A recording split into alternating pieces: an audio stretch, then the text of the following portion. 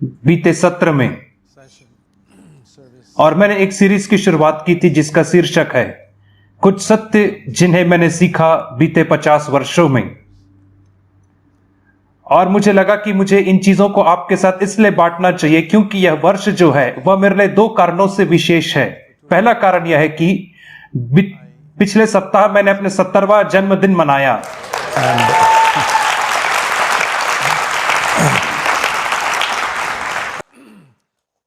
और मुझे ऐसा लगता है कि मैं अंदर से अभी भी 30 साल का हूं। और जब मैं 20 वर्ष की आयु का था तब मेरा नया जन्म हुआ, और इसलिए इस वर्ष मैंने एक विश्वासी होने के नाते भी 50 वर्ष पूरे किए हैं। और इन 50 वर्षों में जैसे मैंने वचनों का अध्ययन किया और मैं परमेश्वर के साथ चलने की खोज किया है मैंने, और अनेक प्रकार के पाठ है जिन्हें मैंने सीखा है,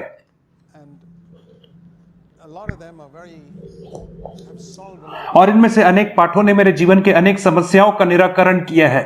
और मैं मानता हूं कि आने वाले जो 4 सत्र होंगे इस वीकेंड में, वो 16 जो पाठ है वो आपकी भी सहायता करेंगे, जिनमें से 4 को मैंने पिछले ही सत्र में समाप्त कर दिया था। और पहला यह है कि परमेश्वर यीशु मसीह के शिष्यों से उतना ही प्रेम करता है जितना उसने यीशु से प्रेम किया। दूसरा यह है कि परमेश्वर ईमानदार लोगों में को देख करके खुश होता है। तीसरा, परमेश्वर हर्ष से देने वाले से प्रसन्न होता है। और चौथी यह है कि हमें हर एक मनुष्य के समान के साथ आदर का व्यवहार करना चाहिए। और मैं उन्हें फिर से दोहराना नहीं वाला हूं क्योंकि इस सत्र में मुझे 4 और सत्यों को आपको बताना है, और ये जो सत्र है ये YouTube में अवेलेबल है और आप उसे सुन सकते हैं। और मैं 5वीं बात की ओर अग्रसर होऊंगा, और यह उन पाठों में से एक है जिसे मैंने सीखा है। और जो पवित्रता है वो यीशु मसीह की ओर देखने से आती है। हम जानते हैं कि पुराने नियम के दरमियान से जैसे हम नए नियम में प्रवेश करते हैं, परमेश्वर का वचन हमें कहता है कि पवित्र बनो क्योंकि मैं पवित्र हूं। और मैं मानता हूं कि हर एक मसीही इस बात को ज्ञात करेगा कि परमेश्वर चाहता है कि हम पवित्र बने। और एक बात और है, और हर एक मसीही इस बात को भी ज्ञात करेंगे कि वे उतना पवित्र नहीं जितना उन्हें पवित्र होना चाहिए। और बहुत सारे मसीही लोग यद्यपि इस बात का अंगीकार करने से डरते हैं, परंतु वे ईमानदार हैं इस बात को कहने में कि मुझे नहीं पता कि कैसे पवित्र बना जाए। और बहुत सारे मसीही लोग जिनसे मैं मिला हूं, वे जब एक वचन को सुनते पवित्रता के विषय में, तो वे वास्तविकता में पवित्र बनना चाहते हैं, परंतु वे संघर्ष करते हैं और वे इस बात को नहीं समझ पाते हैं कि वे प्राप्त करने की कोशिश कर रहे हैं जिन्हें परमेश्वर उनके जीवन में चाहता है वे करें, ठीक उसी रीति से जिस रीति से इस्राएली लोग 1500 वर्ष तक व्यवस्था का पालन करने की कोशिश कर रहे थे। और यह मेरे भी जीवन में सत्य रही। अनेक वर्षों तक मैं भी पराजित ही था। नया जन्म होने के बाद मैं 16 वर्ष तक पराजित रहा। मुझे निश्चय था कि मैं स्वर्ग जा रहा हूं, मेरे तमाम पाप क्षमा हो गए थे, परंतु मैं निरंतर पाप के द्वारा पराजित था। और मैंने हर एक उन किताबों को पढ़ा जो मुझे पवित्रता के विषय में बताती थी। मैंने बहुत सारे थियरीज को पढ़ा, परंतु मैं हार्डली किसी ऐसे व्यक्ति से मिल पाया जो मुझे इन सारे अर्थों को समझा पाए कि कैसे वास्तविकता में मैं पाप से स्वतंत्र हो सकता हूं अपने जीवन में, कैसे मैं वास्तविकता में इस मैरी गो राउंड झूले से मैं बाहर निकल सकता हूं जहां पे पाप करना और फिर अंगीकार करना, पाप करना, अंगीकार करना, और मैं गोल गोल गोल गोल घूम ही रहा था। और यह तो कभी ना खत्म होने वाला चक्र है। परंतु जैसे मैंने वचनों में देखा तो मुझे पाया कि यही तरीका है। जैसे मुझे पापों की क्षमा मिलती है वैसे ही यह होता है। और हमें पापों की क्षमा कैसे मिलती है? और हर एक धर्म जो इस संसार में है हमें सिखाता है कि हमें कुछ करना है, कुछ कर्म करना है, या परमेश्वर को पैसे देना है, या बलिदान चढ़ाने हैं, या अपने शरीर को कष्ट देना है। और यह सारे झूठे धर्मों का चिन्ह है जो हमें यह सिखाता है कि हम उद्धार कर्मों के द्वारा प्राप्त करते हैं। कहते हैं कि तू ये कर, वो कर, या परमेश्वर तुम्हारे पापों को क्षमा कर देगा। परंतु हम जानते हैं कि वह मार्ग नहीं है। हमें पापों की क्षमा कैसे मिलती है? यदि हमें पापों की सच्ची क्षमा मिली तो वो कैसे मिली है? जैसे हम उस गीत में गाते हैं, परमेश्वर के द्वारा मिली है। मैं अपने हाथों में कुछ लेकर के नहीं आया हूं, केवल मैं तेरे क्रूस से लिपट जाता हूं प्रभु जी, और उसी रीति से तो मुझे क्षमा मिलती है। मैं कहता हूं प्रभु जी, मैं अपने आप से एक काम भी नहीं कर सकता हूं पापों की क्षमा के लिए, एक पाप भी मैं अपने आप से क्षमा नहीं कर सकता हूं, परंतु मैं खाली हाथ तेरे पास आता हूं और विश्वास करता हूं कि यीशु मसीह इस क्रूस के ऊपर लटक गया और मेरे हर एक पापों के हर एक पापों के दाम को उसने चुकाया और उस दंड को अपने ऊपर ले जो मेरे ऊपर आने वाला था। और मैं केवल उस बात के ऊपर साधारण रीति से विश्वास करता हूं और मैं उसे विश्वास करता हूं कि मृतकों में से जी उठा और अपने जीवन का उद्धारकर्ता के रूप में उसे ग्रहण करता हूं। मैं क्या करता हूं, मैं यीशु मसीह की ओर देखता हूं जो क्रूस के ऊपर चढ़ा था और देखता हूं कि वह मेरे स्थान पे क्रूस पे चढ़ा था और मुझे मेरे पापों की क्षमा मिलती है। और ठीक वैसा ही है यहां पर भी कि हमें अपने मसीही जीवन को भी यीशु मसीह को देखते हुए जीने की आवश्यकता है। इब्रानियों की पत्री 12 अध्याय यही वचन है जिसे मैं चाहता हूं कि हम देखें और इस वचन के ऊपर हम जोर देंगे। इब्रानी 12 अध्याय और यहां पे वो पुराने वाचा और नई वाचा के बीच में अंतर को बता रहा था। इब्रानी 11 जो अध्याय है वो अद्भुत परमेश्वर के जनों की व्याख्या से भरा है जो विश्वास के द्वारा जीवन जीते थे, परंतु जो उनका विश्वास था वो बाहरी आश्चर्य कर्मों के लिए बाहरी जीवन से संबंधित था। जैसे अब्राहम और सारा का जो विश्वास था वह उनका बच्चे के लिए विश्वास था, जब अब्राहम 100 वर्ष का था और सारा 90 वर्ष की थी। और मूसा का विश्वास हम देखते हैं कि कैसे उसने लाल समुद्र को 2 फाड़ कर दिया, फिर यरीहो की दीवार गिराने का विश्वास हम देखते हैं। और तब वो नई वाचा में आता है इब्रानी 12 के पहले और दूसरे वचन में, यहां पे कहता हमारे लिए जो हमारे विश्वास का करता है। दूसरे वचन में वो अब्राहम नहीं है, वो एलिया नहीं है, वो मूसा नहीं है और इनमें से कोई भी व्यक्ति नहीं है जिसका वर्णन 11वें अध्याय में, यह प्रभु यीशु मसीह है, वही हमारे विश्वास का करता है। और इसलिए वो कहता है कि आओ हम इस दौड़ को दौड़ें, यीशु मसीह की ओर ताकते हुए इस दौड़ को दौड़ें। और इसका अर्थ यह है कि हर एक व्यक्ति से अपनी आंखों को हटा करके हमें यीशु की ओर अपनी आंखों को लगाना है जो हमारे विश्वास का करता है और उसे सिद्ध करने वाला है, जिसने उस आनंद के लिए जो उसके आगे धरा था लज्जा की कुछ चिंता ना करके क्रूस का दुख सा परमेश्वर के सिंहासन की दाहिनी ओर जा बैठा। और जो मसीही जीवन है वो एक दौड़ के समान है, एक ऐसा दौड़ है जिस दौड़ में यीशु मसीह पहले ही दौड़ चुका है और हमें उसके पद चिन्हों को देखना है और उस पद चिन्हों में चलना है हमें। इसीलिए तो एक शीर्षक दिया गया यीशु मसीह को इब्रानियों की पुस्तक में, जिसे बहुत सारे मसीही लोग नहीं जानते हैं। और आप में से बहुत सारे लोगों ने यीशु मसीह को अच्छा मार्ग, सत्य, जीवन करके जाना है, अच्छा चरवाहा करके जाना है, प्रभु, द्वार, ये सब नामों से जाना है। परंतु आप में से कितने लोगों ने जाना यीशु मसीह को फोर रनर, अर्थात वह व्यक्ति जो हमारे आगे दौड़ता है। और इब्रानी 6 के 20 में यह वचन पाया जाता है। फोर रनर अर्थात एक ऐसा व्यक्ति जो दौड़ में हमारे आगे दौड़ता है और हमें बुला रहा है कि उसी मार्ग में हम चले। और वो हमें उस मार्ग में चलने को नहीं कह रहा जिसमें वह स्वयं नहीं गया है। और परंतु यदि हम जानते हैं कि यदि यीशु मसीह ने कभी पाप नहीं किया, परंतु यीशु मसीह यह भी कहता है इब्रानी 4 के 15 में कि वह हर एक बातों में मेरे समान परखा गया फिर भी उसने पाप नहीं किया। और यही वह दौड़ है जिसमें वह दौड़ा, वह परखा तो गया परंतु उसने पाप नहीं किया। और यही तो पवित्रता का रहस्य है, जिस रीति से वह इस संसार में जीवन जिया और उसके बाद पाप नहीं किया, उसी रीति से मैं भी संसार में जीवन जी सकता हूं और पाप के ऊपर जयवंत हो सकता हूं। इसलिए यदि मैं यीशु मसीह की ओर देखता हूं अपने उदाहरण के तौर पे, और यही तो इसका अर्थ है यहां पर। ठीक वैसे ही जैसे मैंने एक बार यीशु मसीह की ओर देखा था जो मेरे बदले क्रूस के ऊपर मर गया था, और इसी रीति से तो मैंने अपने मसीही जीवन की शुरुआत की थी और अब मैं अपने मसीही जीवन की ओर अग्रसर हूं, इसे दौड़ रहा हूं, यीशु मसीह की ओर ताकते हुए अपनी दौड़ को दौड़ रहा हूं। मेरे लिए विश्वास की एक परिभाषा यह है कि यीशु मसीह की ओर ताकना, ना कि अपनी ओर ताकना। यदि हम अपनी ओर ताकेंगे, अपनी ओर देखेंगे तो हम निराश हो जाएंगे। हम यीशु मसीह की ओर देखते हैं और यह पाते हैं कि हम देखते हैं कि यहां पे दूसरे वचन में कहता है जिसने लज्जा की कुछ चिंता ना करके क्रूस का दुख सह लिया, परमेश्वर की दाहिनी ओर जाकर के सिंहासन पे बैठ गया। उसने कभी भी पाप नहीं किया अपने भौतिक संसारिक जीवन में, और परमेश्वर के ऊपर निर्भर रहने के द्वारा, उसके ऊपर भरोसा रख, यीशु मसीह के ऊपर भरोसा रखने और निर्भर रहने के द्वारा हम भी जयवंत हो सकते हैं। पहला तीमुथी और उसके 3 अध्याय में हम पढ़ते हैं और उसका 16 वचन। पहला तीमुथी 16 अध्याय 3 अध्याय 16 वचन। इसमें संदेह नहीं कि भक्ति का भेद गंभीर है, और जैसे लिविंग बाइबल इसे लिखती है, यह बहुत सत्य है कि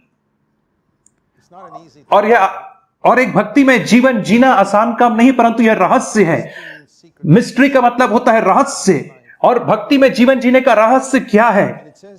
और वही बताता है कि इस बात को देखने में है कि यीशु मसीह हमारे शरीर में होकर के संसार में आया और अपनी आत्मा में निर्दोष रहा। और यही तो महान भेद है भक्ति का कि यीशु मसीह शरीर में प्रकट हुआ, आत्मा में धर्मी ठहरा। हम में से बहुत सारे लोगों ने यीशु मसीह को देखा है कि वह हमारे बदले पाप के दंड को क्रूस के ऊपर सहा है, हमारे बदले मर के उसने परमेश्वर के न्याय से हमें बचाया है। परंतु हमने यीशु मसीह को अपने उदाहरण के तौर पे नहीं देखा है, जो इस संसार में ठीक वैसे ही रहा जैसे हम आज रह रहे हैं, और वह हमारे ही समान परखा गया और उसके बावजूद भी उसने पाप नहीं किया। और इसीलिए तो इब्रानी 12 अध्याय में कहता है, जब हम यीशु मसीह की ओर देखते हैं, सबसे पहली बात जो हर एक बातों में हमारी समान परखा गया फिर भी पाप नहीं किया। और दूसरी बात इब्रानी 12 के 2 में कहता है, जो अब परमेश्वर के सिंहासन की दाहिनी ओर बैठा है। और मुझे यीशु मसीह को देखना किस रीति से संसार में जीवन जिया, और अब मुझे देखना कि वो पिता की दाहिनी ओर सिंहासन में बैठा है, जो मेरे परीक्षा के समय मदद करने के लिए सहायता के रूप में उपलब्ध है। और इब्रानी 4:16 में एक और वचन इसी संदर्भ में आपको दिखाना चाहूंगा, और अनेक वर्षों तक मैं इस वचन को नहीं समझ पाया था, दया और अनुग्रह के बीच के अंतर को नहीं समझ पाया था। मुझे लगता था कि दोनों एक ही चीज है, और बहुत सारे मसीही लोग भी मानते हैं कि दया और अनुग्रह दोनों एक ही चीज है। मर्सी जो दया है वो पुराने नियम का शब्द है, अनुग्रह जो वो नए नियम का शब्द है, और दोनों बिल्कुल ही अलग चीज है। और दया का अर्थ है पापों की क्षमा से संबंध रखता है, और अनुग्रह का जो संबंध है वो पाप के ऊपर जयवंत होने की सामर्थ्य को बताता है। रोमियो 6:14 में कहता है कि पाप तुम पर प्रभुता नहीं करेगा जब तुम अनुग्रह के अधीन में रहोगे, ऐसा नहीं कि जब तुम दया के अधीन रहोगे। इसलिए इब्रानी 4:16 में कहता है कि आओ हम अनुग्रह के सिंहासन निकट हियाव बांध करके आए, कि सबसे पहले हम पर दया हो। और इसी को तो हमें आवश्यकता है, दया की आवश्यकता है, क्योंकि हम सब ने पाप किया है। और यीशु मसीह को दया की आवश्यकता नहीं थी, क्योंकि उसने कभी पाप नहीं किया था। परंतु जब हमें दया प्राप्त हो जाती, इस वचन में कहता है, ताकि हमें अनुग्रह मिल सके। और जब हमने दया को प्राप्त कर लिया, उसके बाद हमें अनुग्रह चाहिए। और अनुग्रह काहे के लिए चाहिए? वह अनुग्रह हमारी सहायता करे आवश्यकता के समय में, और वह आवश्यकता का समय है जो उसके पहले वचन में कहा गया, अर्थात टेम्पटेशन का समय, परीक्षा का समय। जब हमारी परीक्षा होती है, जब हमारे पाप करने की परीक्षा होती है, वही तो हमारी आवश्यकता का समय है। प्रभु मैं गिरने वाला हूं, मुझे अनुग्रह चाहिए। और वो कहता है कि जब हम परमेश्वर के पास आते हैं तो हमें अनुग्रह मिलता है, जो आवश्यकता के समय हमारी सहायता कर सकती है। और हमें से बहुत सारे लोग इस बात को नहीं समझ पाएंगे कि यीशु, उसे भी अनुग्रह की आवश्यकता थी पाप के ऊपर जयवंत होने के लिए। और मैं खुद स्वयं इस बात को नहीं जानता था जब तक कि मैंने बहुत सावधानी से वचन का अध्ययन नहीं किया और इसे पता नहीं लगा। यही तो अर्थ होता है यीशु मसीह की ओर निहारने का। और जब हम देखते कि जब इस संसार में रहा तो वह ईश्वर परमेश्वर के तौर पे नहीं रहा, यद्यपि वह परमेश्वर था, परंतु परमेश्वर जैसा वो नहीं रहा। और वो परमेश्वर था तभी तो वह लोगों की आराधना को एक्सेप्ट कर पाया, परंतु उसने कभी भी परमेश्वर होने के अपने स्रोतों का इस्तेमाल नहीं किया जब वह इस संसार में रहा करता था।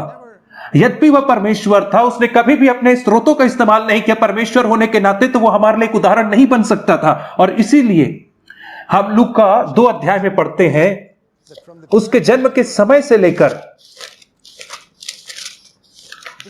और यह वह अद्भुत बात है जिसे मसीह होने के अनेक वर्षों के बाद, पराजित होने के बाद मैंने देखा, और जिसने मेरे लिए द्वार को खोल दिया कि मैं एक विजय जीवन में प्रवेश कर सकूं। लूका 2 अध्याय उसका 40 वचन यहां पे यीशु मसीह के विषय में कहता है, और बालक बढ़ता गया और बलवंत होता और बुद्धि से परिपूर्ण होता गया। यह यीशु के विषय में कह रहा है। ध्यान से पढ़े, बुद्धि से परिपूर्ण होता गया और परमेश्वर का अनुग्रह उस पर था, अर्थात यीशु पर था। और क्या होता है जब परमेश्वर का अनुग्रह किसी व्यक्ति के ऊपर होता है? रोमियो 6:14 कहता है, पाप उसके ऊपर प्रभुता नहीं कर सकता जब वह व्यक्ति अनुग्रह के अधीन में होता है। इसलिए जब यीशु मसीह अनुग्रह के अधीनता में था तो पाप उसके ऊपर प्रभुता नहीं कर पाया, परमेश्वर का अनुग्रह उसके ऊपर था। मैं आपको एक और वचन दिखाना चाहूंगा कि कैसे यीशु मसीह ने क्रूस के ऊपर अपने जीवन को समाप्त किया। इब्रानियों की पत्री और उसका 2 अध्याय, इब्रानियों की पत्री 2 अध्याय में वो कहता है, उसके 9वें वचन को हम पढ़ेंगे। हम जानते हैं कि यीशु मसीह हम सब के लिए मृत्यु का स्वाद चख लिया, परंतु किस रीति से वो उस क्रूस के मार्ग में चलने को वो जा पाया, और वो तो आसान नहीं था। कैसे वो क्रूस की मृत्यु के मार्ग में चल पाया? इब्रानी 2:9 में वो कहता है, और हम यीशु को जो स्वर्गदूतों से कुछ ही कम किया गया था, मृत्यु का दुख उठाने के द्वारा महिमा और आदर का मुकुट पहने हुए देखते हैं, ताकि परमेश्वर के अनुग्रह से फिर से कहता है, परमेश्वर के अनुग्रह से, जो सहायता से परमेश्वर से मिली, वह हर एक मनुष्य के लिए मृत्यु का स्वाद चखा। और कैसे वो क्रूस की मृत्यु से गुजर पाया? परमेश्वर के अनुग्रह के द्वारा। लूका 2 अध्याय में हम क्या देखते हैं? उसने एक संतान, बच्चे होने के नाते उसने अपना जीवन की शुरुआत परमेश्वर के अनुग्रह से की, अपने जीवन का अंत परमेश्वर के अनुग्रह से किया। जो मैं देखता हूं वह यह है कि यीशु मसीह के संपूर्ण जीवन भर उसे जो भी चीजों को हासिल किया, एक ऐसा मनुष्य जो परमेश्वर के अधीनता में था, परमेश्वर के अनुग्रह के अधीनता था। और अद्भुत बात है, यहां पे मुझे मेरा उदाहरण मिलता है, क्योंकि यही अनुग्रह है जो परमेश्वर आज मुझे देता है पवित्र आत्मा के माध्यम से। और इसलिए कि बहुत सारे मसीही जगत के लोगों ने अनुग्रह को गलत समझा है, उसे ऐसा समझते हैं अनमेरिटेड फेवर, अर्थात ऐसी चीज जिसके मैं योग्य नहीं हूं, उसका वह अर्थ नहीं है। और क्योंकि अनमेरिटेड फेवर लोगों के पास संसार की शुरुआत से था, मानव जाति की शुरुआत से था, हर एक अविश्वासी के पास भी अनमेरिटेड फेवर रहता है परमेश्वर की ओर से। परंतु यदि उनके पास अनुग्रह होता, तो अनुग्रह होने का तात्पर्य यह होता है कि पाप आपके ऊपर प्रभुता नहीं करेगा, आप पवित्र बनोगे।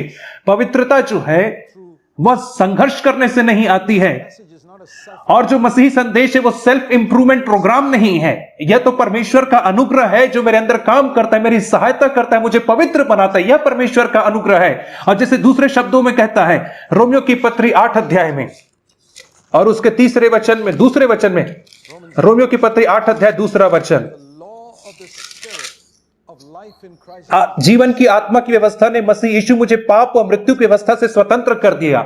यहां पे एक मनुष्य था जो इसी पाप के दासत्वता में था, पौलुस था। उसने कहा कि किसी चीज ने मुझे स्वतंत्र किया, मैं पवित्र हो पाया। पौलुस कहता है क्योंकि एक और सामर्थ्य थी जिसने मुझे उस सामर्थ्य से स्वतंत्र किया, पाप और मृत्यु की व्यवस्था से मुझे स्वतंत्र किया। पाप की सामर्थ्य ग्रेविटी की जैसे है। जब कहा जाता कि यीशु मसीह हमारे समान परखा गया, तो जो प्रलोभन था, परीक्षा थी, उसे नीचे खींची, परंतु वह कभी गिरा नहीं।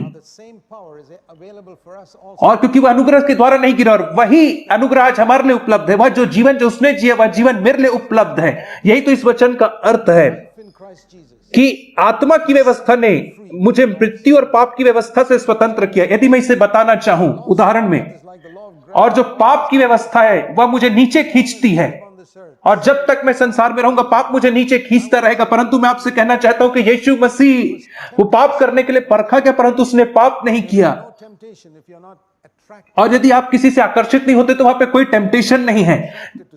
और हम जानते हैं कि हम किसी चीज से आकर्षित हो रहे हैं और वो चीज गलत है, और परमेश्वर हमें सामर्थ्य देना चाहता है कि हम उसके ऊपर जयवंत हो सके। और वो अट्रैक्शन को दूर करके हमें पवित्र नहीं बनाता, नहीं, तो हम कभी भी पवित्र नहीं बन पाएंगे। हम पवित्र केवल तभी बनते हैं जब हम परमेश्वर के अनुग्रह द्वारा उस अट्रैक्शन के ऊपर जय प्राप्त करते हैं। इसीलिए तो हमें परीक्षा में पढ़ना अनिवार्य है। आपको पता है कि परमेश्वर एक मनुष्य को तब तक पवित्र नहीं बना सकता जब तक कि वह उससे परीक्षा में नहीं। और यदि परमेश्वर आदम को बिना उसकी इच्छा के पवित्र बनाना चाहता तो उसे पहले ही दिन बना सकता था, परंतु परमेश्वर ने ऐसा नहीं किया। परमेश्वर ने उसे स्वतंत्र इच्छा दी और उसे गार्डन में रखा जहां पे वो अट्रैक्ट हुए, जहां पे वो टेम्प्ट हुए।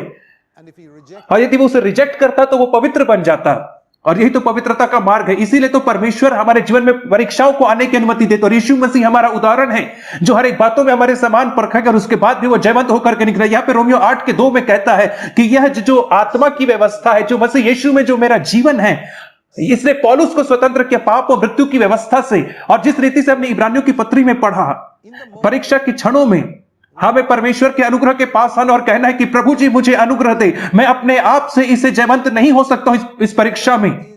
और विश्वास जो है वो परमेश्वर के ऊपर निर्भर रहना है और कहना है कि प्रभु जी मैं हर समय मदद के लिए तेरी ओर ताकूंगा ताकि तू मुझे जयवंत होने में सहायता कर सके। और यही तो 5वां सत्य है जिसे मैंने इन इतने वर्षों में सीखा और मैं आपसे कहना चाहता हूं कि यह सत्य कार्य करता है। यदि आप विश्वास नहीं करते तो मैं आपको छोटा सा होमवर्क देता हूं। अगली बार जब आपकी परीक्षा होती है, जिस भी किसी परिस्थिति में,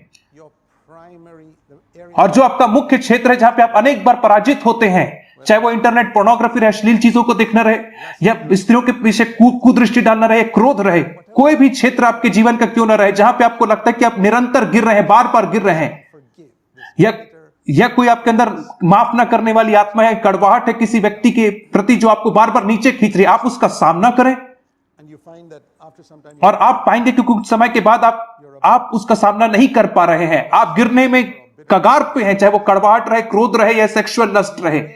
और जब आप उस समय, क्या आप उस समय प्रार्थना करके कहेंगे कि हे परमेश्वर मुझे अनुग्रह दे, मैं गिरने की कगार पे हूं? ये पतरस के समान है। जब पतरस डूबने ही वाला था उस समुद्र में, पानी में चलते हुए जब वो डूबने वाला था, उसने कहा परमेश्वर मुझे बचा ले। और ये लिखा है कि वहां पे यीशु मसीह ने अपना हाथ बढ़ाया और उसके हाथ को थाम लिया ताकि वह डूबे ना। और यदि आप भी ऐसा प्रयास करके देखिए, आप अनुग्रह के सिंहासन के निकट आए और कहें कि प्रभु जी मुझे अब बचाइए, मैं इस पाप को नहीं करना चाहता, मैं इस पाप में नहीं गिरना चाहता हूं, और आप पाएंगे कि जिस रीति से परमेश्वर ने पतरस की सहायता किया, वह आपको भी वैसे ही थाम लेगा। और आपको आश्चर्य होगा इसे देख करके, आपको लगेगा कि मैं कैसे इसके ऊपर जयवंत हो पाया, या इसलिए हो पाया क्योंकि आप यीशु मसीह की ओर ताक रहे थे। वह यीशु मसीह के अंदर जो जीवन की आत्मा थी, जिसने उसे मृत्यु की व्यवस्था से स्वतंत्र किया, और कुछ समय के बाद यह आपका स्वभाव बन जाएगा। शुरुआती दिनों में आपको समय लगता है जैसे आप तैरना सीखते हैं, परंतु कुछ समय के बाद आप आनंद करने लगते हैं, आपके लिए बहुत आसान हो जाता है तैरना। यही तो मसीही जीवन है। और जो छठवां सत्य जिसे मैंने सीखा है यहां से आगे बढ़ते हुए, कि जो क्रूस का मार्ग है वही जीवन का मार्ग है। और क्रूस का जो संदेश है, मैं उस क्रूस के विषय में नहीं कह रहा हूं जिसके ऊपर यीशु मसीह मरा, वह तो मसीहत में हर जगह प्रचार किया जाता है, परंतु उस क्रूस के विषय में कह रहा हूं जिसे यीशु मसीह ने कहा कि हमें प्रतिदिन उठाना है यदि हम उसका शिष्य होना चाहते हैं। यीशु मसीह ने कहा यदि कोई मेरे पीछे आना चाहे तो वो अपने आप का इनकार करे और अपना क्रूस उठाए प्रतिदिन और मेरे पीछे हो ले। क्या आप जानते हैं कि केवल यही एकमात्र चीज है जिसे यीशु मसीह ने कहा जो हमें प्रतिदिन करना है? उसने हमें कभी नहीं कहा कि हमें प्रतिदिन बाइबल पढ़ना है। बहुत अच्छी आदत है बाइबल पढ़ना प्रतिदिन, क्योंकि यह हमारी सहायता करती है, परंतु एकमात्र बात, आप चाहे तो आप इसे कंकॉर्डेंट शब्दानुक्रमणिका में देख सकते हैं कि नए नियम और गॉस्पेल में डेली प्रतिदिन शब्द कहां पे आता है।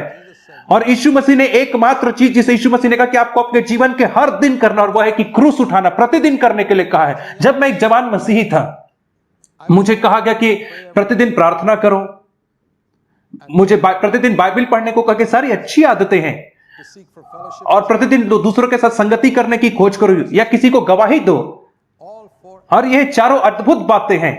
परंतु एक बात जिसने मुझे किसी ने नहीं बताई थी वह यह था कि प्रतिदिन क्रूस उठाना, और यही एकमात्र बात है जिसे यीशु मसीह ने हमसे कहा कि हमें प्रतिदिन करने की आवश्यकता है। और इसीलिए तो मैं कभी नहीं समझ पाया जीवन के मार्ग को, और मुझे लगता है कि मैं कहने में सही हूं कि बहुत सारे मसीहियों को इसकी जरा भी समझ नहीं है कि क्रूस उठाने का क्या मतलब होता है, और यही तो उनके प्रॉब्लम की जड़ है। क्रूस उठाने का क्या अर्थ होता है? उन दिनों में जब यीशु मसीह संसार में रहा करता था, यदि आप किसी व्यक्ति को देखते कि वह क्रूस उठा करके चल रहा है, उन दिनों में बहुत ही सामान्य दृश्य हुआ करता था। उन दिनों में आप देख सकते थे कि एक जो रोमी सैनिक लोग हैं वो किसी अपराधी को क्रूस पकड़ा के लेकर के जा रहे हैं, और आप जानते थे यदि कोई अपराधी क्रूस उठा करके जा रहा है तो वो मरने वाला है, और वो संसार में हर लोगों को बाय करके आगे बढ़ रहा है मरने के लिए। और यीशु मसीह वहां पे ये कहना चाह रहा था कि यदि तुम वास्तविकता में मेरे पीछे चलना चाहते हो तो आपको इस संसार में मौजूद बहुत सारे लोगों को गुड बाय कहना है। आप इस मनुष्य के विषय में सोचो, क्रूस पे मरने जा रहा है, अब उसके भविष्य के लिए कोई योजना नहीं, क्योंकि उसका जीवन समाप्त होने वाला है। हो सकता है उसके भविष्य के लिए योजना रहेगी, परंतु उसकी सारी योजना नष्ट हो गई। वो पिकनिक नहीं जा रहा, परंतु वह मरने जा रहा है। और यीशु मसीह कह रहे, यदि तुम मेरे पीछे आना चाहते हो तो तुम्हें मरना होगा, उन हर एक चीजों के लिए जिन्हें तुमने अपने लिए योजना बना करके रखा है। उसका यह अर्थ नहीं कि हम ज़ॉम्बीज के समान रहें। पौलुस कहता है मैं क्रूस पे चढ़ा हूं, परंतु मेरे अंदर अब कोई और व्यक्ति रहता है, अर्थात मसीह मुझ में रहता है। यही तो मसीही जीवन है। यह तो आदान प्रदान का जीवन है, जहां पे मैं अपनी योजनाओं को दे देता हूं और मैं कहता हूं प्रभु तेरी योजनाएं क्या है। मैं मरता हूं, मुझे कौन सा क्रूस है जिसे प्रतिदिन उठाने की आवश्यकता है? मुझे अपनी योजनाओं के लिए मरना है, अपनी फीलिंग्स के लिए मरना है, मुझे अपने सम्मान के लिए मरना है। और यदि कोई मेरी फीलिंग्स को हर्ट कर देता तो उसके लिए मुझे मरना है। और रोमियो 6 अध्याय में एक बहुत अद्भुत वचन पाया जाता है, ये बहुत ही महत्वपूर्ण है। मुझे स्मरण आता है जब मैं परमेश्वर की खोज कर रहा था पवित्र आत्मा की सामर्थ की भरपूरी के लिए, जब मैं 23 वर्ष की आयु का था, तब मुझे लगा कि मसीही जीवन में कोई एक ऐसी बात है जिससे मैं वंचित रह जा रहा हूं। मेरा नया जन्म हो गया था, मैं पानी में डूब के बपतिस्मा लिया था, मैं रेगुलर चर्च जाता था, और जो चीजें मुझे पता थी कि जो पाप है उसे मैंने सब चीजों को त्याग दिया था, मेनली बाहरी चीजें थी, परंतु फिर भी मुझे लगा कि मेरे जीवन में कोई चीज की कमी है। और जैसे मैंने परमेश्वर की खोज किया, मैंने कहा मैं पवित्र आत्मा की सामर्थ को अपने जीवन में अनुभव करना चाहता हूं, और परमेश्वर ने मुझे दिखाया कि कैसे यीशु वह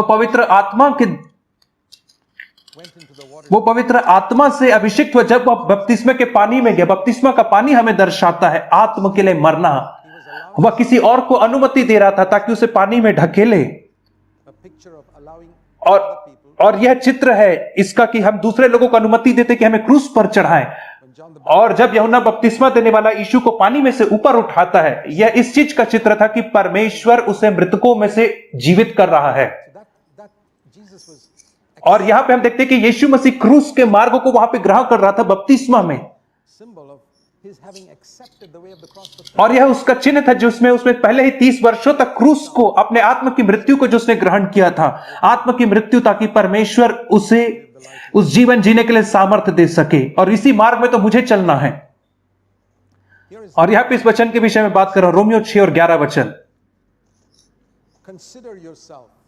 ऐसे ही तुम भी अपने आप को पाप के लिए तो मरा, परंतु परमेश्वर के लिए मसीह यीशु में जीवित समझो।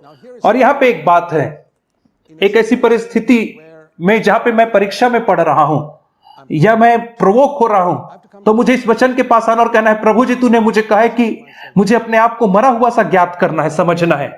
और कैसा एक मरा हुआ व्यक्ति इस परिस्थिति में प्रतिक्रिया देगा। उदाहरण स्वरूप किसी ने आपका अपमान किया, मैं रोमियो 6:11 के पास आता हूं, प्रभु जी तूने कहा कि मुझे प्रतिदिन क्रूस उठाना है। और प्रतिदिन हमारे पास भरसक अवसर रहते क्रूस उठाने के, हमें अपने आप को मरा हुआ समझना है। और किस रीति से यह मरा हुआ व्यक्ति प्रतिक्रिया देगा? यदि कोई उसे कहे कि तू मूर्ख है, तू पागल है, तो उसकी जो भाव है उसमें भी बदलाव नहीं आएगा।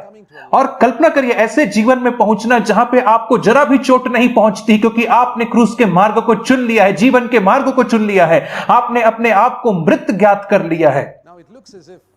और ऐसा लगता है कि यदि हम इस रीति से जिएंगे तो लोग हमारा फायदा उठाएंगे। और ये भय बहुत सारे लोगों के अंदर होता है। यहीं पर तो हमें विश्वास करने की आवश्यकता है कि 1 कुरिन्थी 10:13 में परमेश्वर ने प्रतिज्ञा किया है कि वह हमें कभी भी सामर्थ्य से बाहर परीक्षा में पड़ने नहीं देगा। यदि इस प्रकार की कोई प्रतिज्ञा नहीं होती 1 कुरिन्थी 10:13 के अनुसार, तो यह बहुत ही खतरनाक हो जाता अपने आप को मरा हुआ सा ज्ञात करना, क्योंकि लोग हमारा फायदा उठा सकते थे हर समय। परंतु परमेश्वर सारी चीजों को हर समय देख रहा है। उसने प्रतिज्ञा की है कि तुम किसी भी ऐसी परिस्थिति में नहीं पड़ोगे जो तुम्हारे सहने से बाहर होगी। मैं तुम्हारे लिए एक रास्ता निकालूंगा उसे पूरा करने का, परमेश्वर कहता है। और प्रतिज्ञा यह है कि यदि मैं उसके साथ मरता हूं तो मैं उसके साथ जीवित भी होऊंगा। यही तो प्रतिज्ञा है। यीशु मसीह मृत्यु में जाने के लिए इसलिए तैयार था क्योंकि उसे पता था कि एक पुनरुत्थान भी है, और इसलिए कि हम परमेश्वर के ऊपर विश्वास नहीं करते कि वह हमें जीवित करेगा। जब आप बपतिस्मे के लिए पानी में डूबते हैं, यदि आपको ऐसा लगे कि वह व्यक्ति जो आपको डुबा रहा है पानी में बपतिस्मा के लिए, आपको कभी ऊपर नहीं उठाएगा। हम कभी भी किसी शत्रु को अपने आप को बपतिस्मा देने नहीं देंगे, ताकि वो हमें डुबाएगा और हमें अंदर ही रख देगा, हमें बाहर नहीं निकालेगा। और आप में से जितने लोगों ने पानी में डूबकर बपतिस्मा लिया, आप उस व्यक्ति के अधीन क्यों होते हैं जो आपको पानी में डुबाता है? क्योंकि आपको पता होता है कि वह व्यक्ति आपको वापस वहां से खींच के बाहर निकालेगा। और यहां पे एक चिन्ह है, मैं मृत्यु में जाने के लिए इसलिए तैयार हूं क्योंकि मुझे पता है कि मैं पुनरुत्थान को अनुभव करूंगा। यदि मैं क्रूस के मार्ग में जाऊंगा तो मैं पुनरुत्थान को अनुभव करूंगा, मैं जीवन को अनुभव करूंगा। और यदि हम क्रूस के मार्ग में नहीं जाना चाहेंगे तो हम कभी भी पुनरुत्थान को अनुभव नहीं करेंगे। और जैसे पौलुस कहता है कि अब मैं नहीं परंतु मसीह मुझ में जीवित है। और हम अपने जीवन में मसीह को जीवित रहते हुए महसूस इसलिए नहीं करते क्योंकि हम उस मृत्यु में नीचे नहीं जाना चाहते।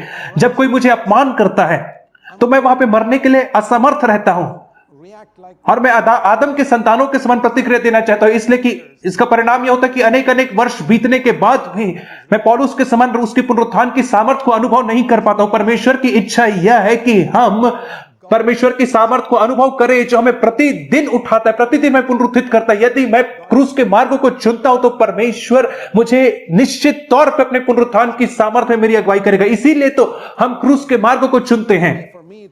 और मेरे लिए तो यह बहुत ही स्वतंत्रता का कारण रहा जब मैंने इस बात को जाना। तो और 1963 में परमेश्वर ने मुझसे इन बातों को कहा था। आज से 46 वर्ष पहले परमेश्वर ने इन बातों को कहा यीशु मसीह के उदाहरण से कि उसने अपने बपतिस्मे में उस मार्ग को चुना। जब मैं परमेश्वर की पवित्र आत्मा की सामर्थ्य की खोज कर रहा था, परमेश्वर ने मुझसे कहा, और जब तक तू इस मार्ग की खोज करता रहेगा अपने जीवन में, तो तेरे ऊपर मेरी सामर्थ्य वास करती रहेगी। परंतु जिस दिन तू क्रूस के मार्ग से भटक जाएगा या हट जाएगा, उस दिन तू मेरी सामर्थ्य को भी खो देगा। और इस बात को मैंने जाना कि बहुत सारे मसीही लोगों के पास यह सामर्थ्य क्यों नहीं उनके जीवन में या उनके सेवकाई में, और वे लगातार निरंतर उसी पापों में पराजित हैं, वर्ष दर वर्ष वे पराजित हैं, क्योंकि वे विश्वास नहीं करते कि यदि वे परमेश्वर के साथ मृत्यु में नीचे जाएंगे तो परमेश्वर उन्हें वापस पुनरुत्थित करेगा। मैं चाहता हूं कि आप विश्वास करें कि यदि आप उसके साथ मरेंगे, जैसे दूसरा तीमुथियुस 2:11 में कहता है, यदि हम उसके साथ मरेंगे तो हम उसके साथ जिएंगे भी। यह एक प्रतिज्ञा है। दूसरा तीमुथी 2:11, यदि हम उसके साथ मरेंगे तो हम उसके साथ जीवित भी रहेंगे।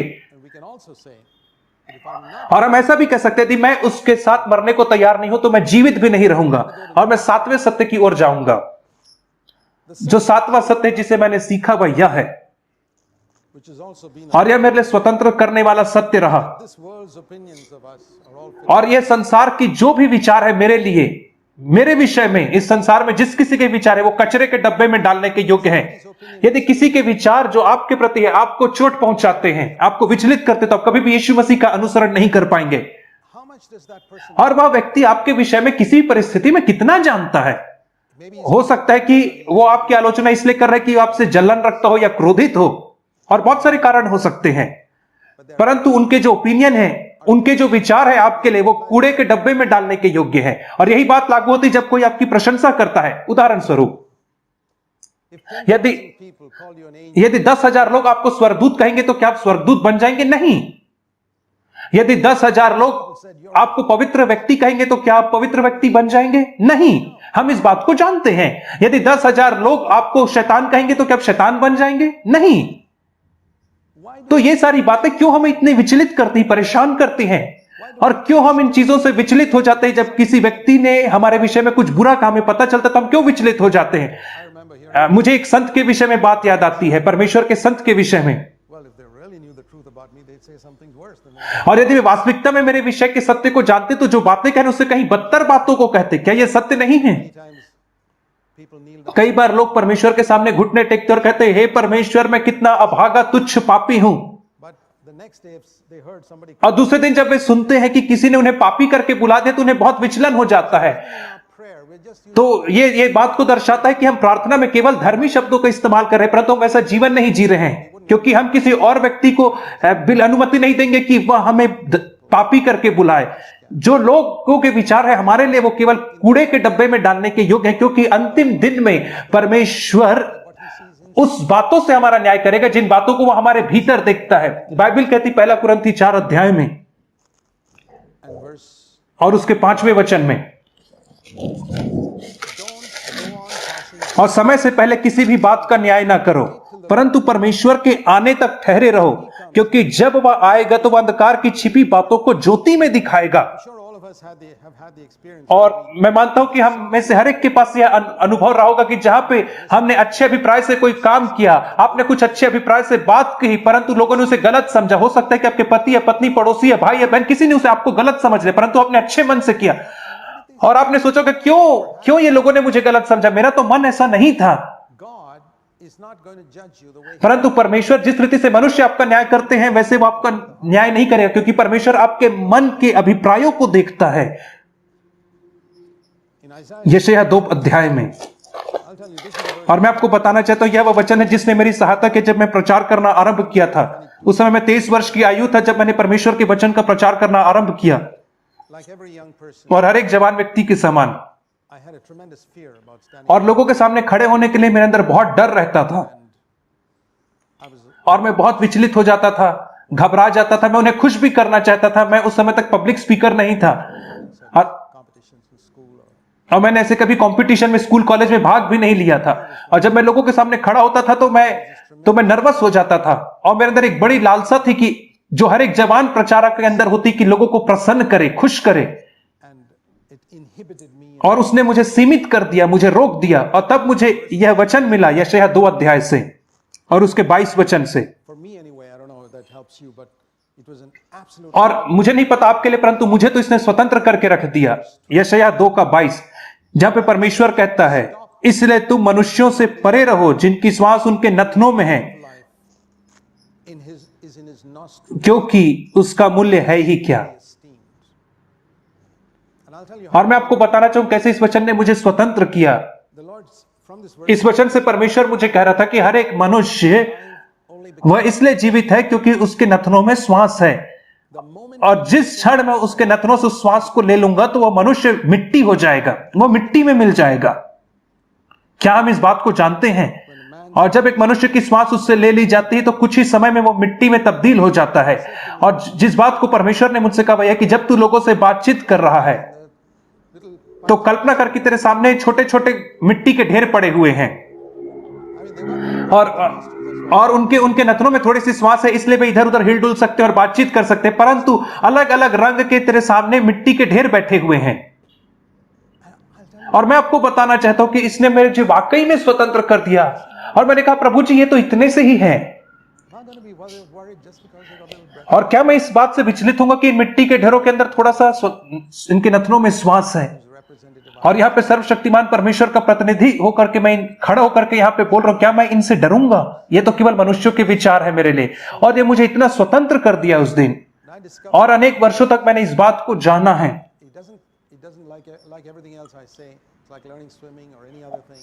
और जैसे मैंने आपसे कहा कि जैसे तैरने में समय लगता है, वैसे इन चीजों को सीखने में समय लगता है, परंतु कुछ में बीतने के बाद आपकी आदत बन जाती है। कहना है कि प्रभु जी मैं वास्तविकता में आपको प्रसन्न करना चाहता हूं, मैं आपके दिल को खुश करना चाहता हूं, मनुष्यों के दिल को नहीं। और यह बाकी और भी क्षेत्रों में लागू होता है। यदि आप कहें कि प्रभु जी मेरे जीवन में मैं इस बात की ज्यादा चिंता नहीं करता हूं कि लोग मेरे बारे में क्या सोचते, परंतु मैं तुझे प्रसन्न करना चाहता हूं। और मुझे याद आता कई बार जब मुझे पब्लिक में मुझे प्रार्थना करनी पड़ती है, क्या तो 5-10 लोगों की सभा में या चर्च की सभा में मुझे प्रार्थना करना पड़ता है, और मैं प्रार्थना कर रहा था और मैं इतना ज्यादा कॉन्शियस था, संवेदनशील था, सतर्क था कि लोग मेरे प्रार्थना को सुन रहे कि नहीं। और मैं इस रीति से प्रार्थना करना चाहता था कि मैं उन्हें प्रसन्न कर सकूं, खुश कर सकूं। और मुझे बहुत एक्साइटेड महसूस होता था जब कोई मेरी प्रार्थना के बीच में आमीन या हालेलुया कहता था, और मैं मानता हूं कि हम सब ऐसे ही हैं। और जब मैं घर आता और मैं कहता प्रभु जी, और मैंने वो प्रार्थना को तुझसे नहीं कहा है, और वह केवल स्पष्ट पाखंड था, और मैं दूसरों को प्रसन्न करने के लिए प्रार्थना कर रहा था। और यही तो एक औपचारिक बात होती है, मीटिंग में प्रार्थना करना। और मैंने प्रार्थना की और मुझे इससे कोई आश्चर्य नहीं कि इसमें प्रार्थना का उत्तर नहीं आया, क्योंकि मुझे पता ही नहीं मैंने क्या प्रार्थना किया, और इसलिए कि मुझे प्रार्थना करने को कहा गया था, मैंने प्रार्थना कर दी। और चीज यह कि हम सब इसे करते हैं, परंतु यदि घर जाने के बाद यदि आप उन चीजों के लिए अपने आप को जांचेंगे नहीं तो आप कभी उससे स्वतंत्र नहीं हो पाएंगे। और 50 वर्ष बीतने के बाद आप इस रीति से प्रार्थना कर पाएंगे। मैं घर जाकर के कहता था प्रभु जी मैं इस चीज से स्वतंत्र होना चाहता हूं कि जब मैं पब्लिक मीटिंग में जब प्रार्थना करूं ठीक वैसे ही प्रार्थना करना चाहता हूं जैसे मैं एकांत में घुटना टेक करके तेरे सामने प्रार्थना करता हूं, जहां पे कोई व्यक्ति नहीं सुन रहा परंतु केवल तू और मैं। इसी रीति से मैं लोगों के सामने भी प्रार्थना करना चाहता हूं, मैंने कहा। परंतु एक युद्ध था, अनेक वर्षों तक मेरे लिए एक युद्ध था, जब तक कि मैं एक दिन पहुंचा कि जहां पे मैं लोगों के सामने प्रार्थना कर पाता था और मुझे इससे कोई फर्क नहीं पड़ता था कि लोग सुन रहे हैं कि नहीं, क्योंकि मैं परमेश्वर से ही प्रार्थना कर रहा था, मैं उससे बातचीत कर रहा था। ये छोटे छोटे क्षेत्र हैं जहां पर यदि आप अपने साथ ईमानदार रहेंगे तो आप पाएंगे कि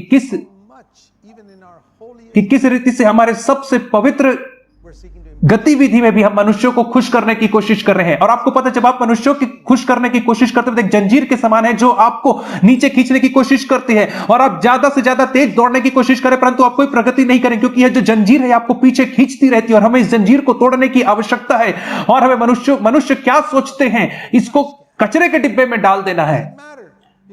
और इससे क्या फर्क पड़ता है कि वह व्यक्ति मेरी प्रार्थना से खुश नहीं हुआ, मैं उस व्यक्ति से नहीं परंतु मैं परमेश्वर से प्रार्थना कर रहा था। और यह तो एक क्षेत्र है, और यह कोई और क्षेत्र हो सकता है, जैसे कि जब कभी मैं बोलता हूं, और मैंने अनेक वर्षों तक ऐसा किया है, आज 45 वर्ष बीत गए मुझे प्रचार करते हुए।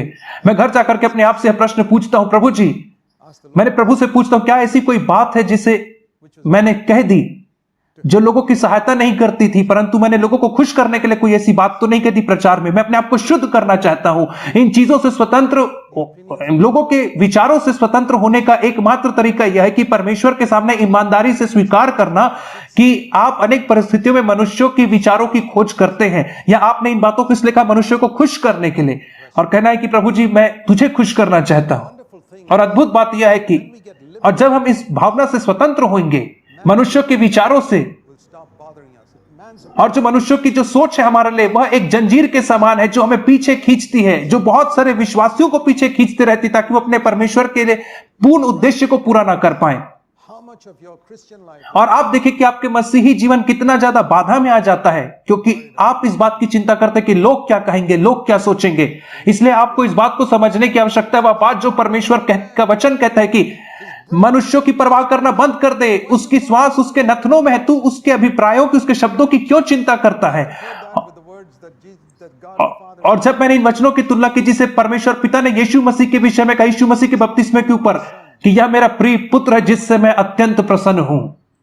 और यीशु मसीह ने उस समय 30 वर्ष तक क्या किया था जिसने परमेश्वर पिता को इतना प्रसन्न किया। उसने कोई आश्चर्य कर्म नहीं किया, उसने दुष्टात्मा नहीं निकाला, उसने एक सरमन प्रचार नहीं किया, उसने किसी बीमार को चंगा नहीं किया, और जिसे हम सेवकाई कहते हैं उसमें से किसी भी एक काम को यीशु मसीह ने नहीं किया था। उसने केवल इतना किया था, यूसुफ और मरियम को उसने आदर किया, घर में अपने छोटे भाइयों प्रति का उसने अच्छा आदर सम्मान से बातचीत की, और हो सकता है छोटे छोटे टेबल कुर्सियां बनाई उसने अपने पिता के कारखाने में।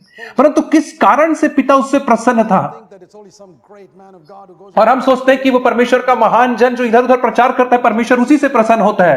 परंतु यीशु मसीह ने इस बात को झूठ साबित कर दिया, क्योंकि उसके जीवन के 30 साल के अंत में केवल नासरत में रहते हुए, बिना सेवकाई के, बिना ट्रेवल किए और बढ़ाई होने के नाते, और उसने कभी प्रचार नहीं किया था, और पिता उससे कहता कि मैं तुझसे प्रसन्न हूं। और वो कौन सी बात थी जिसने पिता को प्रसन्न किया था?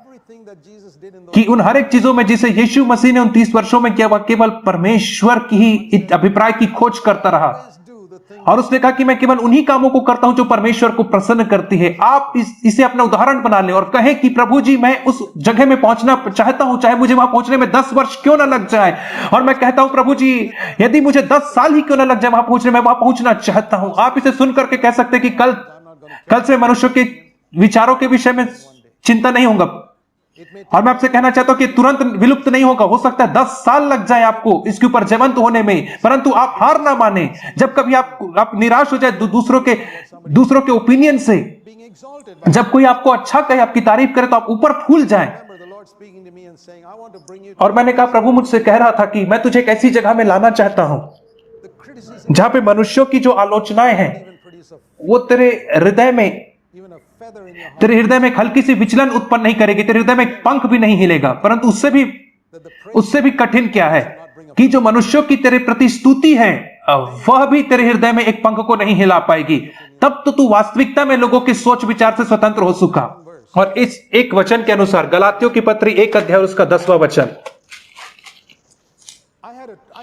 और मैं अपने अंदर देखता हूं कि एक धुन है यीशु मसीह का सच्चा सेवक बनने के लिए। और जैसे मैं अपने आसपास मसीही जगत में, कलीसिया में, और उन कलीसियाओं में देखा, मैं बहुत ही कम लोगों को पा पाया, बहुत कम लोगों को प्राप्त कर पाया जिन्हें मैं कह पाऊं कि ये परमेश्वर का सच्चा सेवक है, जो सच्चा वास्तविक दीन और नम्र व्यक्ति है, अनॉइंटेड है, पावरफुल है व्यक्ति है।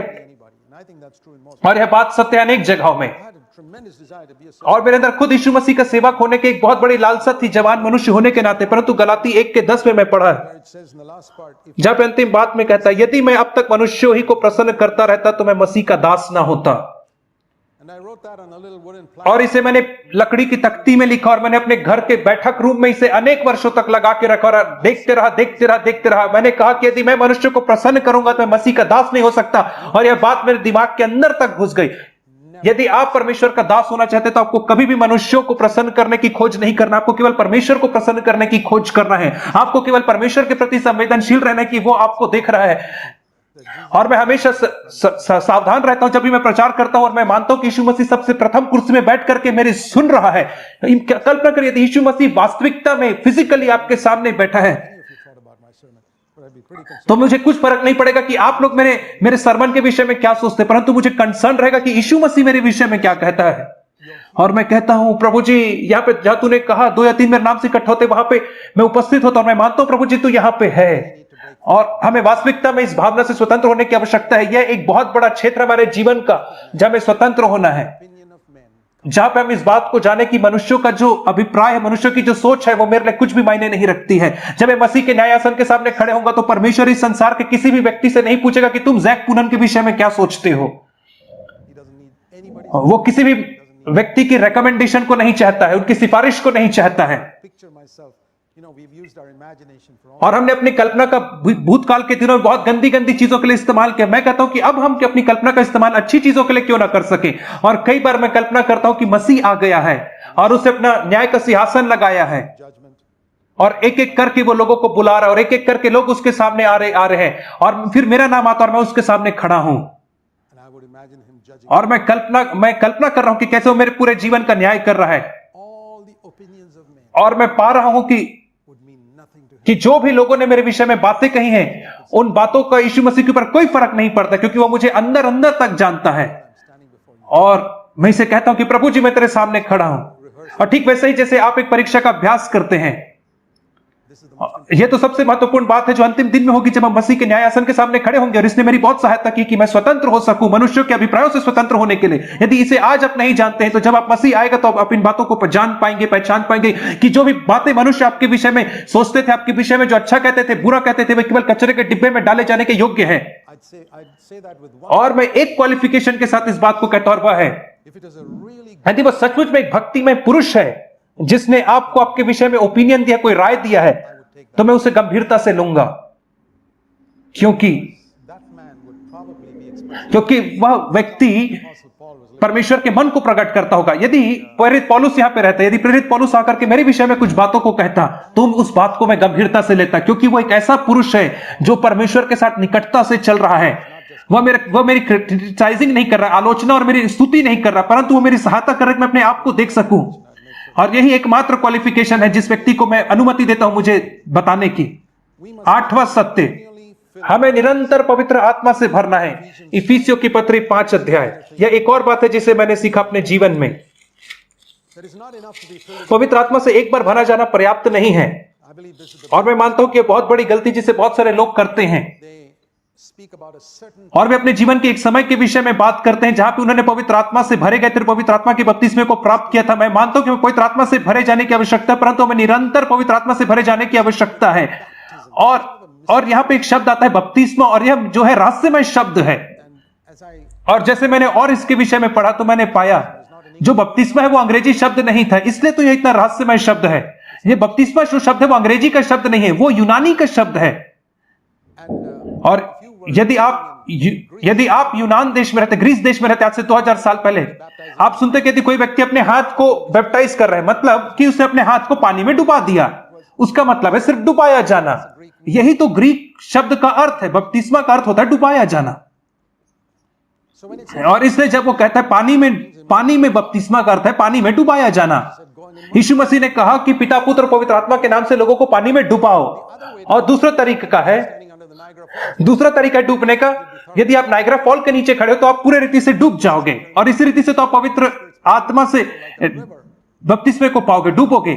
और पवित्र आत्मा का चित्रण ऐसे किया गया कि एक महान नदी के समान स्वर्ग से उतर रहा और पृथ्वी पे गिर रहा, और मैं उस महान नदी के नीचे खड़े हो जाता हूं और मैं पवित्र आत्मा के बपतिस्मे को प्राप्त करता था। पवित्र आत्मा में मैं डूब जाता हूं, परंतु मुझे वहां खड़े रहने की आवश्यकता है। मैं उस जगह से किनारे हट सकता हूं, फिर उसके बाद मैं पवित्र आत्मा से भरा हुआ नहीं कहलाऊंगा। और जो गलती जो बहुत सारे लोग करते हैं वह यह है कि वे 1995 में कहते हैं कि मुझे पवित्र आत्मा से मैंने अभी बपतिस्मे को प्राप्त किया, हो सकता है। ये ठीक वैसा ही जैसे कहना, और ठीक वैसे ही जैसे मैंने अपने गाड़ी में 1995 में पेट्रोल भरा था, 85 में पेट्रोल भरा था, परंतु आज आपकी गाड़ी क्यों नहीं चल रही है? क्योंकि मुझे बार बार भरने की आवश्यकता। यही तो इफिसियों 5:18 में कहता है, और यही पे तो कह रहा है कि निरंतर पवित्र आत्मा से भरते रहो। वो कह रहा है इफिसियों 5:18 में। मैं आपसे कहना चाहता हूं कि पवित्र आत्मा से भरा जाना यह होता है। यूहन्ना 7 अध्याय को मैं निकालूं। यीशु मसीह ने हमें इसके लिए 2 शर्त बताए हैं। यूहन्ना 7:37 से 39 वचन में हम पढ़ते हैं, और यहां पे केवल 2 ही शर्तें हैं। आपको उसके लिए प्यासा होना है और आपको विश्वास करना है कि यीशु मसीह आपके लिए करेगा, केवल इतना ही। और यदि आपके अंदर प्यास नहीं है, यदि आपके अंदर लालसा नहीं है पवित्र आत्मा से भरे जाने की, तो मैं आपसे कहना चाहता हूं कि आप पवित्र आत्मा से नहीं भरे जाएंगे। मैं आपसे अभी कह देता हूं, यीशु मसीह ने कहा यदि कोई मनुष्य प्यासा है तो वो मेरे पास आए। और इतना ज्यादा वो प्यासा है और वो कह रहा है कि मैं इसके बिना नहीं रह सकता हूं। और मैं मसीही जीवन को पवित्र आत्मा की सामर्थ के बिना नहीं जी सकता हूं। यह ठीक वैसे जैसे ये बल्ब कह रहा है कि मैं तब तक नहीं जल सकता जब तक कि कोई मुझे इलेक्ट्रिसिटी नहीं देगा। जब मुझे इलेक्ट्रिसिटी दो, बिजली का प्रवाह दो, तो मैं जलूंगा। ऐसा ही बल्ब कहता है। और हम कह सकते हैं कि प्रभु जी, मैं इस जीवन को पवित्र आत्मा की सामर्थ में नहीं जी सकता हूं। मैं सारे सत्यों को सुन सकता हूं, क्रूस के मार्ग, यीशु मसीह का जीवन और मनुष्य और सारे चीजों को मैं सुन सकता हूं, परंतु इस जीवन को मैं कैसे जीऊंगा? मुझे पवित्र आत्मा की सामर्थ की आवश्यकता है, और यह पवित्र आत्मा की सामर्थ है। क्या आपने पहाड़ी उपदेश में इस बात को गौर दिया है?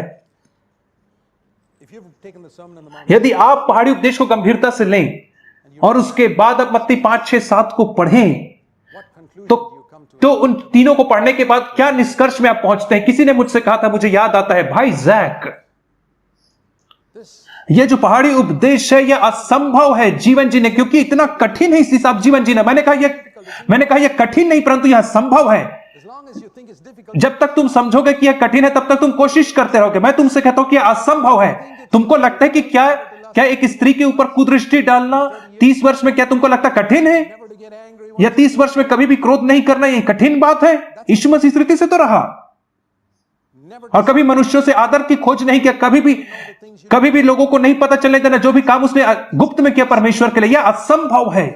और जब आप इस रीति से जानते हैं कि जो वास्तविक मसीही जीवन है, यीशु मसीह ने कहा इस पहाड़ी उपदेश के अंत में कहा कि ये जो रास्ता है सकरा रास्ता है, और इसलिए बहुत सारे लोग उसे पढ़ के नजरअंदाज कर देते हैं, परंतु जो लोग इसे गंभीरता से लेते हैं, क्या आपने देखा एक चीज जो इसमें जो मिसिंग है, जो इसमें नहीं पाई जाती है, इन सारी चीजों के अंत में वो हमें कभी नहीं बताता कि हम किस रीति से इस जीवन को जी सकते हैं। वो केवल इतना कहता कि तुम्हें जीना है, परंतु हमें कभी नहीं बताता कि हम इसे कैसे जिए।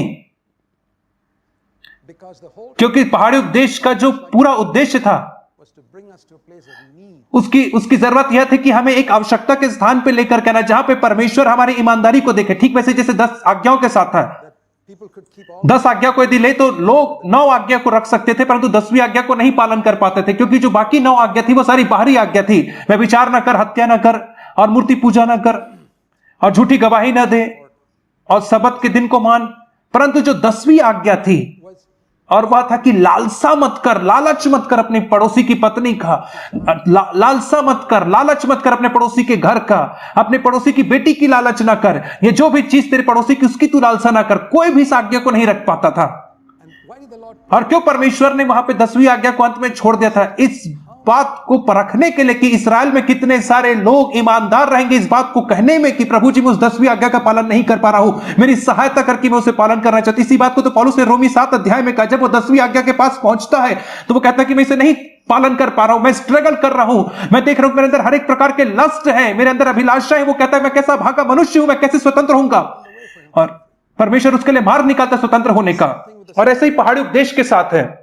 आप पहाड़ी उपदेश को पढ़ते हो, यदि आप उसे हल्के तौर पे लेते हैं आप कहीं नहीं पहुंच पाएंगे, परंतु यदि आप उसे गंभीरता से लेंगे, हर एक सिंगल वचन को जो उसमें लिखा है, यदि आपने नहीं किया तो मैं आपसे कहूंगा कि आप उसके हर एक वचनों को पढ़े और कहें कि प्रभु जी क्या मैं इन वचनों को पालन कर रहा हूं, इन वचनों को पालन कर रहा हूं। यदि यीशु मसीह ने कहा यदि कोई मुझसे प्रेम करेगा तो मेरी आज्ञाओं का पालन करेगा, और यदि आप उसकी आज्ञा का पालन नहीं करें तो आप कहें प्रभु जी मैं इतनी जरूरत में पहुंच गया हूं, मैं कैसे इन आज्ञाओं का पालन करूं, मैं इनमें से किसी भी आज्ञा का पालन नहीं कर पा रहा हूं। मैं कैसे कह सकता हूं कि मैं तुझसे प्रेम करता हूं जब मैं तेरी आज्ञा का पालन नहीं कर पा रहा हूं? और तब परमेश्वर दिखाएगा कि मैं उस चीज के लिए प्यासा हूं जो मेरे पास नहीं है। और इसीलिए तो पवित्र आत्मा की सामर्थ्य दी गई है। और आपको एक और चीज की आवश्यकता है, आपको विश्वास करना है कि तुम बुरे होकर के, यदि जब तुम बुरे होकर के अपने बच्चों को अच्छी वस्तुएं देना चाहते हो, तो तुम्हारा स्वर्गीय पिता बढ़ करके तुम्हारा स्वर्गीय पिता तुम्हें बढ़ करके क्यों कर पवित्र आत्मा नहीं देगा? मैं आप लोगों से जो है बैठे एक प्रश्न पूछना चाहता हूं।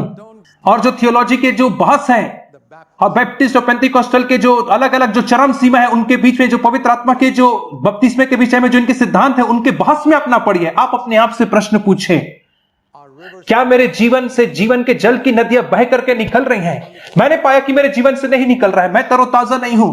क्या आपने नदियों के किनारों को देखा है जहां पे हमेशा हरियाली छाई रहती? मैंने कहा प्रभु जी मेरा जीवन ऐसा नहीं है, मेरा जीवन तो हर समय सूखा रहता है।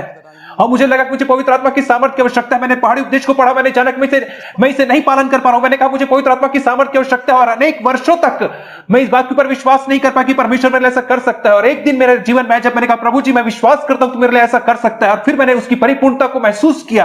और जब हम आत्मा की परिपूर्णता को महसूस करते हैं, अनुभव करते हैं, तो वो हमें सामर्थ प्रदान करती है पाप के ऊपर जयवंत होने के लिए। वो हमें अभिषेक देती है हमारे जीवन में सेवकाई के लिए। और जिस भी सेवकाई के लिए परमेश्वर हमें बुलाता है, जैसे मुझे लगा कि मेरे हाथ में प्रचार की सेवकाई दी है, उसके लिए मुझे पवित्र आत्मा की भरपूरी की आवश्यकता है मेरे हाथों में। और पवित्र आत्मा से भरे रहने में के लिए मुझे केवल एक चीज करना है, मुझे अपने विवेक को स्वच्छ रखना है, शुद्ध रखना है। क्योंकि जो पवित्र आत्मा है, परमेश्वर का आत्मा बहुत संवेदनशील है। जब आपके हृदय में एक छोटी सी जब आपको चोट महसूस होती है, वो बिल्कुल आपके पांव में कांटे के समान, उसे तुरंत खींच के निकालो और आप पवित्र आत्मा से भरे रह सकते। दूसरी बात है कि आप अपने आप को दीन और नम्र रखो हर एक परिस्थिति में।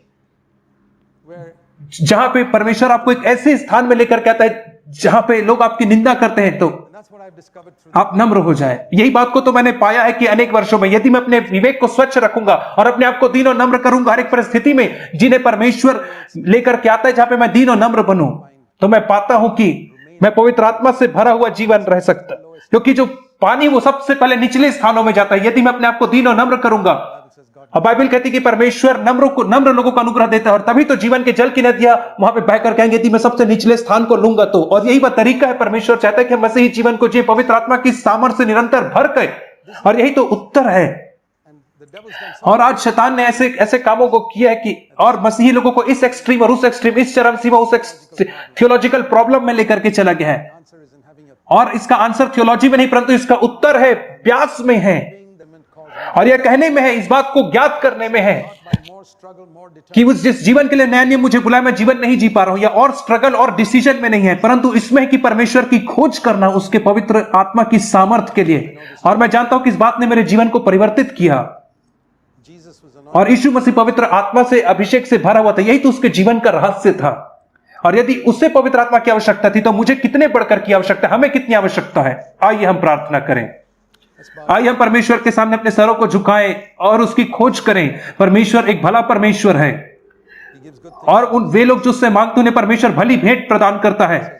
और परमेश्वर का वचन कहता है तुम्हारे पास है इसलिए नहीं क्योंकि तुम मांगते नहीं। आइए हम परमेश्वर से मांगे और कहें प्रभु जी मैं इस प्रकार के मसीही जीवन को जीना चाहता हूं जिसके लिए तूने मुझे जीने के लिए बुलाया है। कृपा करके मेरी सहायता करे कि मैं यीशु मसीह को और स्पष्टता से देख सकूं। मेरी सहायता करे कि मैं विश्वास में बढ़ सकूं कि जितना मेरे मांगने से ज्यादा तू मुझे दे सकता है। मुझे अपने पवित्र आत्मा से भर, मैं तेरे ऊपर भरोसा करता हूं। मैं अपने जीवन के हर एक लालसा और प्रभु जी योजना और इच्छा को तुझे समर्पित करता हूं। मैं तुझे पूरे रीति से प्रसन्न करना चाहता हूं प्रभु जी। मैं यीशु के नाम से प्रार्थना मांगता हूं, आमीन।